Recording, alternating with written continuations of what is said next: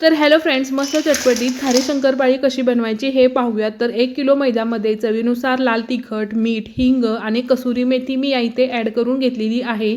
त्यानंतर 4 चमचे गरम कडकडीत अशा तेलाचं या इथे मोहन ॲड करायचं आहे। मोहन आणि हे जे सर्व जिन्नस आहेत ते व्यवस्थित मिक्स करून घ्यायचे आहेत आणि थोड्या थोड्या पाण्याचा वापर करून मस्त सैलसर असं कणकेचा गोळा या इथे मळून घ्यायचा आहे। तर तेलाने ग्रीस करून हे जे कणकेचे गोळे आहेत ते थोड्या वेळासाठी रेस्ट करून द्यायचे आणि रेस्ट झाली की यामध्ये पातळसर अशी ही जी चपाती आहे ती लाटून घ्यायची आणि त्या चपातीचे अशा प्रकारच्या ह्या ज्या शंकरपाळ्या आहेत त्या तयार करून घ्यायच्या।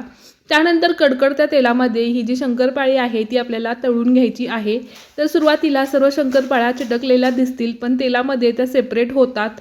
मस्त गोल्डन कलर येईपर्यंत आपल्याला ते तळून घ्यायचे आहे। तर मस्त खुसखुशीत शंकरपाळी तयार होतात। वरून तुम्ही चाट मसाला किंवा पिठी साखर ॲड करून ही शंकरपाळी खाऊ शकता।